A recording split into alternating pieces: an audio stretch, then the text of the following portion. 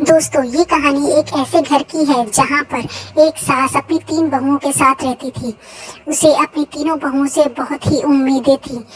सास ने कहा, तुम तीनों से मुझे बहुत उम्मीदें हैं। मैं चाहती हूँ तुम कुछ न कुछ नया व्यंजन मेरे लिए परोस कर लेकर आओ। पहली बहू, माँ जी, मेरे सर में तो बहुत दर्द हो रहा है, मुझसे नहीं हो पाएगा। हाँ माँ जी, मेरे सर में भी बहुत दर्द हो रहा है, लगता है रात को मैं सोई नहीं हूँ।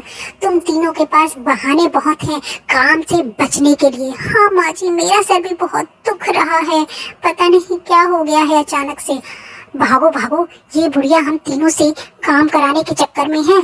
मैं तो नहीं करने वाली भाई। हाँ हाँ, मैं भी आती हूँ, चलो तीनों भागते हैं यहाँ से।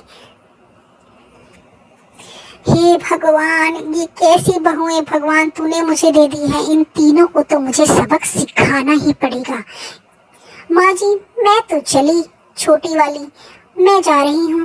धूप में बचने के लिए मुझे सनटैन भी लगा लिया है और अब मैं जाऊंगी बाहर मस्ती करने, पार्टी करने। मेरे को खाना वाना बनाने में कोई दिलचस्पी नहीं है। ओहो, ये तो जल्दी बैग टांग कर मैं भी क्यों करूँ काम, मैं भी पी लेती हूँ चाय बैठकर। ये लीजिए माँ जी, मैं आपके लिए जूस लाई हूँ। दीदी, ये आप क्या कर रही हैं? बैठकर चाय पी रही हैं। सासू माँ को चाय नहीं दी और खुद ही चाय पीने लगी। और छोटी, तू भी पर्स टांग कर चल दी। हे भगवान, ये कैसे दिन दिखा रहा है मुझे। एक जो है वो टांग कर पर्स जल्दी घूमने और एक मेरे सामने बैठकर चाय की चुस्कियाँ लगा रही है। हे भगवान, मैं क्या करूँ? मुझे उठा ले, मैं ये दिन देखने के लिए रखा था। माँ जी, मुझे माफ़ कर दीजिए, मुझे ऐसा नहीं करना चाहिए था। आप बहुत अच्छी हैं, आप मुझे माफ़ कर देंगी ना? मैं आज के बाद ऐसी हरकत नहीं करूँगी। मुझे चाय आपसे नहीं लेनी चाहिए थी, मुझे माफ़ कर दीजिए प्लीज़। ओहो, ये तो माँ जी को मना रही है और हम दोनों को बुरा बना रही है। ये छोटी वाली ने तो हमारा जीना हराम कर रखा है। कब किसकी तरफ हो जाती है पता ही नहीं चलता। हाँ दीदी, मैं इसको छोड़ूंगी नहीं, मैं भी नहीं छोड़ूंगी। इन दोनों को ही आज खत्म कर देते हैं, काम ही खत्म हो जाएगा। ये दोनों हमारे साथ धोखा कर रही हैं।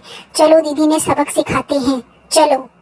बेटों, कल तो हद ही हो गई, तुम्हारी बहुओं ने मेरा जीना हराम कर रखा है। दोनों मुझे मारने को दौड़ती हैं, मैं क्या करूं? मेरा जीना मुश्किल हो गया है। मुझे वृद्धाश्रम छोड़ाओ बेटा, मुझे वृद्धाश्रम छोड़ाओ।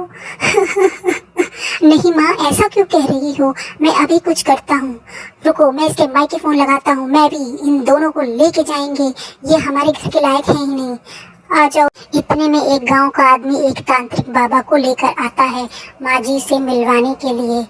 माँ जी उस तांत्रिक बाबा को देखकर खुश हो जाती हैं और कहती हैं, हे तांत्रिक बाबा, जरूर मेरे कुछ अच्छे कर्म होंगे जो आप यहाँ पर आ गए मेरी मुसीबतों को। अरे हाँ हाँ जरूर, मैं आपकी सारी मुसीबतें हरने ही आया हूँ, मुझे सब पता है और मैंने अच्छे अच्छे चुड़ैलों को भगाया है। ये क्या चीज़ है मेरे आगे? अभी मैं चलता हूँ माँ जी, मेरा काम था आप दोनों को मिलवाना।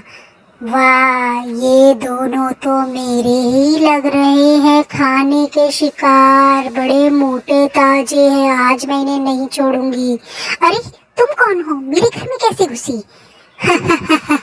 चुड़ैलों को घुसने के लिए किसी की परमिशन की जरूरत नहीं। ये ले, मैं डरती नहीं तुझसे। ये ले तूने। मैं किसी चुड़ैल से नहीं डरती, मैं तो चुड़ैलों की भी चुड़ैल हूँ। तू क्या मुझे डराएगी? तू मुझसे नहीं डरती, तू चुड़ैल एक चुड़ैल है, मैं 10 चुड़ैलों की चुड़ैल हूँ। ये ले ये लो, तेरा काम खत्म। ये क्या हो गया? अरे ये क्या कर दिया? मैंने तो उस तांत्रिक को सिर्फ सबक सिखाने के लिए कहा था, इसने तो मेरे पूरे खानदान को मार दिया।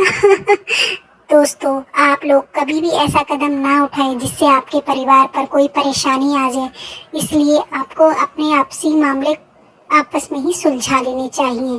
Please subscribe my channel.